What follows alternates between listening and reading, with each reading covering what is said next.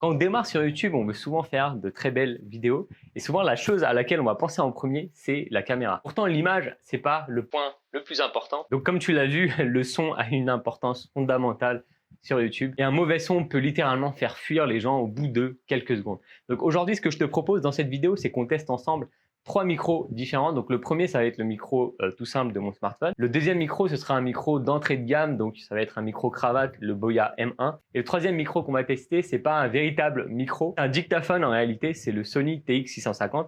Donc c'est un micro qui est utilisé par pas mal de youtubeurs aujourd'hui. Donc c'est parti, donc on commence par le son du téléphone. Donc salut, moi c'est Arslan, donc bienvenue sur ma chaîne YouTube. Donc ici tu trouveras des conseils, des astuces pour développer ta chaîne YouTube. Ok, maintenant on va passer au micro Sony TX650, donc le dictaphone dont je te parlais tout à l'heure. Donc ça ressemble à ça en fait.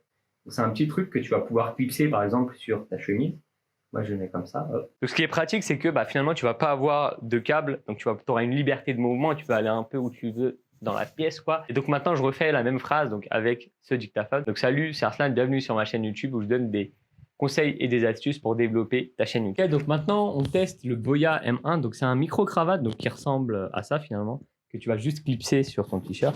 Donc là, je laisse le câble apparent, mais tu peux le masquer, quoi. Donc ça, j'ai dû le payer à une vingtaine d'euros sur Amazon. Un petit test maintenant, on répète la même phrase que tout à l'heure. Donc salut, c'est Arslan. Sur cette chaîne, je donne des conseils et des astuces pour développer ta chaîne YouTube.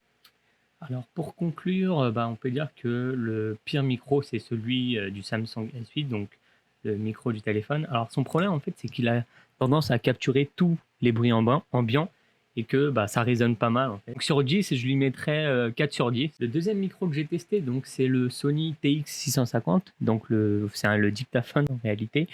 Donc celui-là, vraiment super son, il n'y a rien à dire. Et aussi, il est ultra pratique parce que tu es libre de tes mouvements. Donc il coûte un peu plus de 100 euros et je lui mettrais 8 sur 10. Dernier micro qu'on a testé, c'était le Boya M1, donc le micro cravate d'entrée de gamme, donc qui est vraiment tout simple. Celui-là, ce qui est top, c'est qu'il isole bien le bruit ambiant, donc vraiment pas mal du tout. Excellent rapport qualité-prix. Donc celui-là, je lui mettrais 7 sur 10. Voilà, donc en tout cas, je pense que c'est important si tu démarres sur YouTube d'acheter quand même au minimum un micro-cravate parce que le son du téléphone, c'est pas top comme on l'a vu. Et après, si tu as un peu plus d'argent, tu peux éventuellement investir dans le Sony TX650. Tu m'as découvert via cette vidéo, donc je me présente rapidement. Donc moi, c'est Arslan. Et sur cette chaîne YouTube, je te partage ce que j'apprends et que j'expérimente au jour le jour autour de YouTube et de son algorithme. Donc si ce sujet t'intéresse, n'hésite pas à t'abonner. Et tu peux aussi aller voir comment réaliser ta première vidéo en cliquant sur le lien qui va s'afficher juste en haut.